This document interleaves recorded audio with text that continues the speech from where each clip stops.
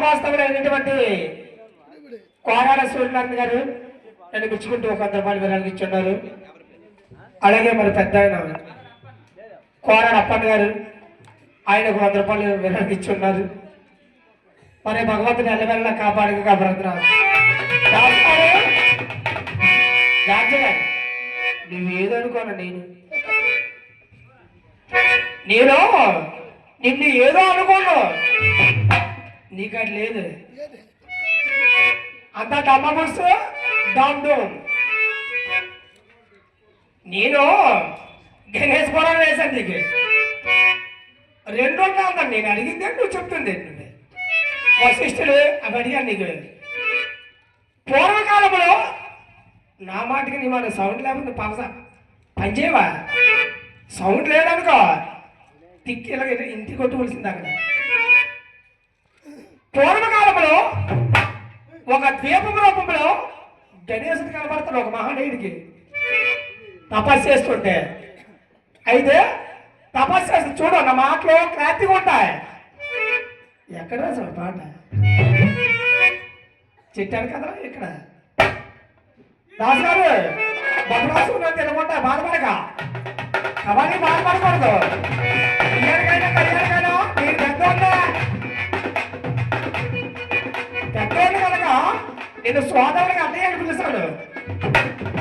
ఎందుకంటే మీ కవాలీలో పేరుంది, మాకు నీకు భగవంతుడు ఇచ్చినటువంటి జ్ఞానముల పేరుంది. పీజీ చేసుకోమని ఎందుకన్నారు? సతీష్ గారు అంటే మంచి పేరు, దాని గురించి నీకు పేరు. నీలోనైతే ఏంటి లేదు. కవాలని తెలుసా?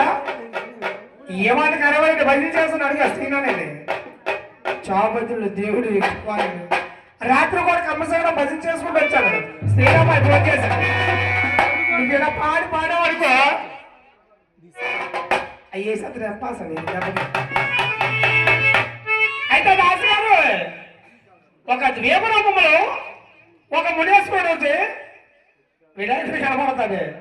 కార్పులకు ఉండవాలంటే ఆ మునేశ్వరుడు వరమిస్తున్నాడు. ఆ మునేశ్వరుడు నువ్వు చెప్తుంటే వశిష్ఠుడు ఉంటావు ఇదేంటాను అని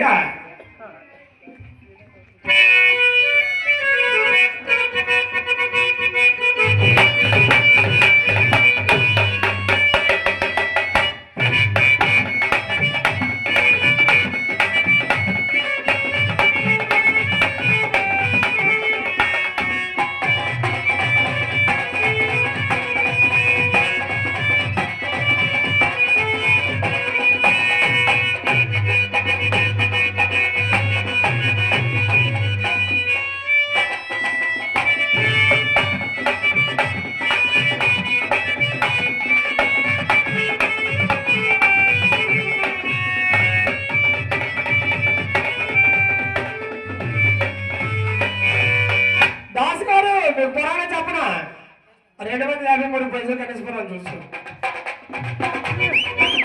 253 పేజీ కనేశ్వరం చూస్తా. ఎందుకంటే నీ ఎంత చెప్పకూడదు.